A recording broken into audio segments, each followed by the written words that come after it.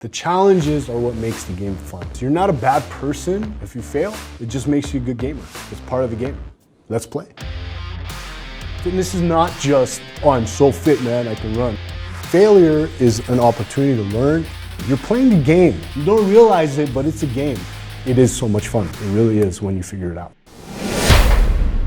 When I'm doing fitness or when I'm doing anything like that, I actually do think of myself as a video game character. As in video games and as in my fitness, what I always like to do, we track things, right? As we go into God of War, you're gonna see the storyline begins, you're moving forward, you get an axe.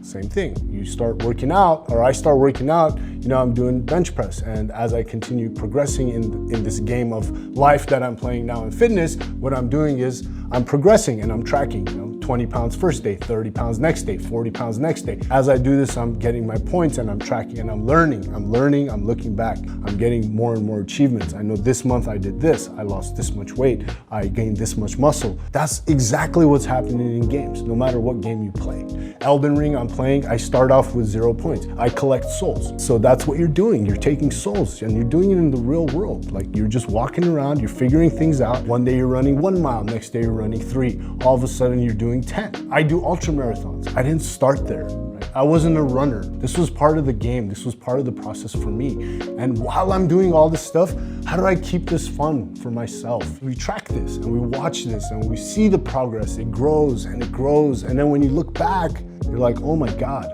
I did all this stuff and I progressed this far. This is the game that you're gonna play. And we're gonna give you the tools to play it, right? That's what this is. Video games are so diverse, as are people, right? Everyone's so diverse, everyone's totally different. And they make these video games so you can be anybody you want, right? You can be Sonic the Hedgehog, you could be Kratos, you could be the Doom guy. I don't play Doom, don't at me, bro. You could be Lara Croft, you could be whoever you want, you can create. In life, it's the same way, right? We're all so diverse, we all have different goals, we have different aspirations. At the end of it, we want to be the hero in our own life. Most importantly, what do heroes do? They help people also. So it's like about building these communities and these relationships, becoming your own hero, video game or real life. That's kind of what we're doing, right? So in a video game, why do we love to play video games? It lets you detach. It takes some of the responsibility and the accountability out of what you're doing. You play a video game, you die, you do it again. You figure something out, you do it again. How is that different than what you do in your real life? We do a challenge, we fail, we learn, we do it again. Failure is an opportunity to learn. That's really what we're trying to do too, right? Don't think of it as attach yourself in life to this, right? Like you gotta do more, learn more, progress further. And the goal is to teach you how to do that in the real world when it comes to wellness in a less serious, more fun way. Nobody starts the game on the last level. That's not how it works. You start the game at level 1 and you progress until you get to the final boss battle. Speaking of boss battles, you will see one soon. Think about this. If you played a video game and from beginning to end, every single little piece of that puzzle you did right, that video game would suck.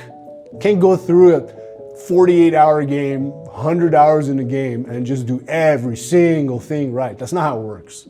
So we want these challenges because the challenges are actually what makes the game fun.